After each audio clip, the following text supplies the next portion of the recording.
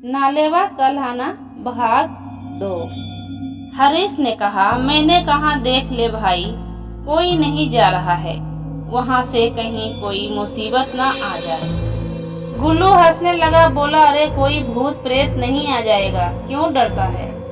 हरीश है ना अपने साथ, इसकी आवाज से अच्छे अच्छे भूत प्रेत डर के भाग जाएंगे। और फिर हम तीनों जोर से हंसने लगे। मैंने गाड़ी बाईपास की तरफ मोड़ ली। अभी कुछ 10-20 किलोमीटर ही चले होंगे कि गाड़ी फिर झटके मार कर रुक गई। गुल्लू बोला, अब क्या हुआ? चला ना आराम से। मैंने बोला, होना क्या है, पेट्रोल खत्म। ये हरीश के काम ऐसे ही होते हैं। इसको बोला था पेट्रोल डलवाकर लाना गाड़ी में, ऐसे ही ले आया होगा। हरीश अपनी बैठी हुई भराई सी आवाज में बोला, अरे देर हो रही थी इसलिए जैसे थी वैसे ले आया। अब उतरो नीचे और धक्का लगाओ, देखते हैं आगे कोई पेट्रोल पंप मिल जाए तो। अब हम में से बारी बारी एक आदमी स्टीयरिंग पर बैठता और बाकी दोनों धक्का लगाते।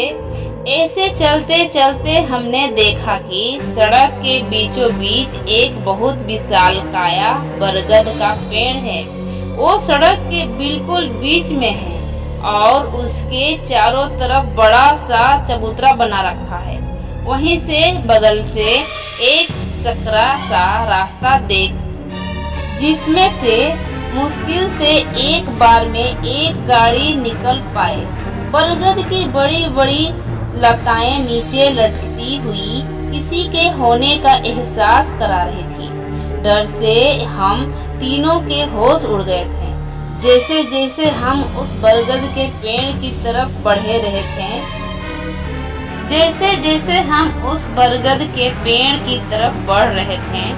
हमारी धड़कनें बढ़ती जा रही थी। यूं लग रहा था कि वो पेड़ हमें ही देख रहा है और हमारी ओर बढ़ चला आ रहा है। ऐसा लग रहा था कि मानो उस पर लताएं नहीं, कई सारे कटे हुए पेड़ लटक रहे हैं। हम सहमे सहमे से आगे बढ़ते गए और हमारे दिमाग में ये बात भी चल रही थी कि ये पेड़ सड़क के बीचों बीच क्यों है? सड़क बनाते समय इसको हटाया क्यों नहीं गया?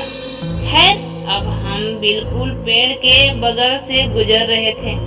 सहसा ही मेरे दृष्टि पेड़ के चबूतरे पर रखी भगवान की तस्वीर पर पड़ी और सब समझ आ गया कि जरूर ये पेड़ भूतिया पेड़ होगा, इसलिए इसको काट नहीं पाए और लोगों ने खुद को बचाने के लिए पेड़ को लाल डोरे से बांध दिया था। भगवान की तस्वीर रख दी थी। शायद तभी वो पेड़ हमें सिर्फ घूर कर देख रहा था, कुछ कर नहीं पाया। वही पेड़ के तने पर कुछ अक्षर उभरे हुए थे। शायद वहाँ की स्थानीय भाषा में कुछ लिखा था जो मुझे समझ नहीं आ रहा था, लेकिन अक्षरों की वो आकृति मेरे दिमाग में बैठ चुकी थी। हम थोड़ा सा और आगे बढ़े तो एक उजड़ी हुई वीरान बस्ती दिखाई दी। ऐसा लग रहा था जैसे हम किसी कब्रिस्तान से गुजर रहे हों।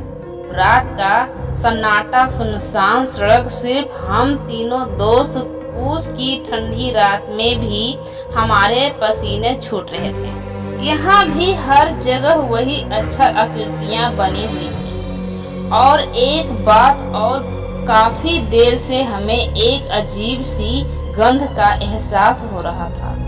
पता नहीं क्या था वो सब। इसके अगले भाग जरूर देखें।